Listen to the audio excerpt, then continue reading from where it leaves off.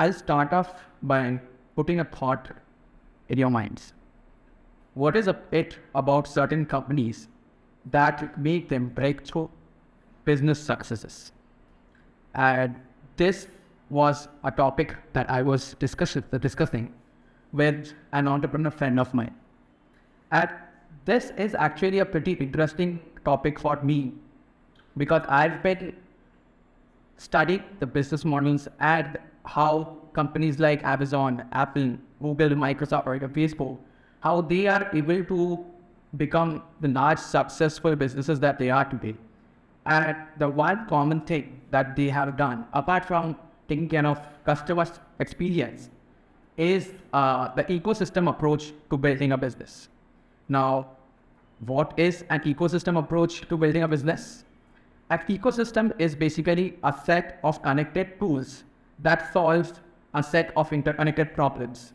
Unlike point solutions, which basically solve for individual problems, and thus it becomes extremely challenging for a person to use multiple point solutions basically to run their business, right? So that is where I basically got into these three stories about these three companies that I believe will be very insightful for everyone watching this. The first story is about Amazon and its ecosystem ambition, right? So to a lot of customers, Amazon is an online marketplace where you find a list of products and you place an order and you basically get it delivered to your doorstep. A lot of people do not know what goes on behind the scenes. Amazon has created an ecosystem solution for its merchants, which ranges from warehousing, payments, marketing, and even refunds and reconnections, right? So imagine today a merchant who's selling a product in city A is able to sell those products to a customer sitting in city B because Amazon takes care of majority of the issues that people have while running these kind of businesses. Amazon basically provides your warehousing, your shipping, your payments, and all of those things, which basically add so much value and potential to a merchant to go beyond what they're able to do without these services. Now, does this ecosystem only benefit the merchant? No. Imagine you're buying a product from an online T2C brand. Now think of how would you track that package? You have to go to the logistics service provider's website, type in the logistics ID and track it versus how easy it would be to track the sale on your Amazon app. Now think of customer support. If your package is delayed or anything else happens to the product, Amazon provides you that smooth customer experience through their support centers. That is not often the case what you do when you buy directly. And the final one would be, think of returns, right? Try returning a product to a third-party delivery service. It's a nightmare. I've been there, and I'm pretty sure a lot of people like me have been. But with Amazon, you not only get to have easy returns, but it also basically allows you to schedule your return and your payments are secure as well, right? So this ecosystem approach of Amazon is what led it to basically be the largest e-commerce company in the world. And these services are what basically allows Amazon to have the level of stickiness that they have with their merchants. Because if today a merchant wants to move out of Amazon for new brand, the question that comes on his mind would be, how do I get listed? How do I then work? Where do I store my items and my products? How do I connect to the customer? How do I get listed? So even if they get themselves on board a different platform, they will still be on Amazon. And as a lot of us have seen through various channels, that most of these D2C brands have a majority of their sales coming in from these marketplaces like Amazon and others, right? So that's the first part of the story, wherein Amazon has built an ecosystem solution that just goes beyond the traditional marketplace that you would think of. And a similar story like this is one of Apple. Now, Apple during the early days had marketed themselves as a computer company. Now, when Jobs came back and realized that this computer company marketing would really not work for them, they basically worked on creating Apple as a lifestyle tech company.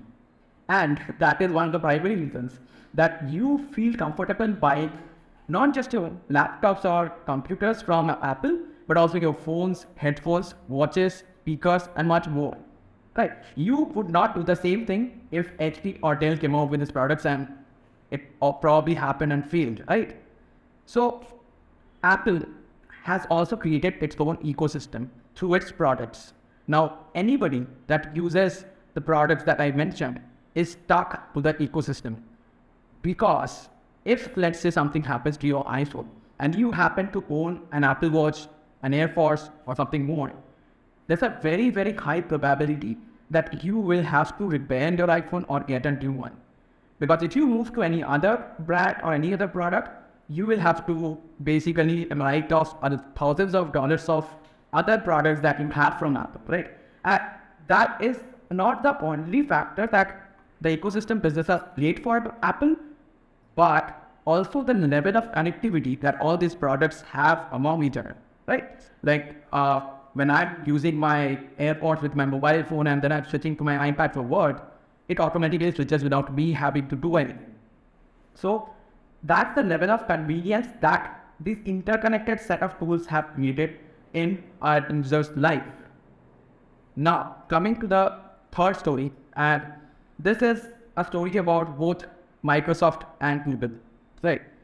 So when Microsoft started out with their Windows OS, they started out very early on with a bundle/ecosystem approach.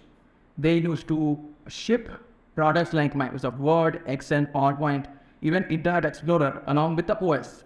And this strategy actually led to a company like Netscape dying, right? That was the power of the ecosystem that they had created. Now, while it is extremely difficult to disrupt an ecosystem business, what basically can happen here is, let's talk about Google's G Suite product. G Suite had the same kind of offerings like Word in terms of docs, Sheets in terms of Excel, and slides on Microsoft PowerPoint. Why was Google able to get adoption on all of their new product lines, even though Microsoft had already these offerings under their umbrella? Because Microsoft at that point of time didn't have one particular feature which Google had.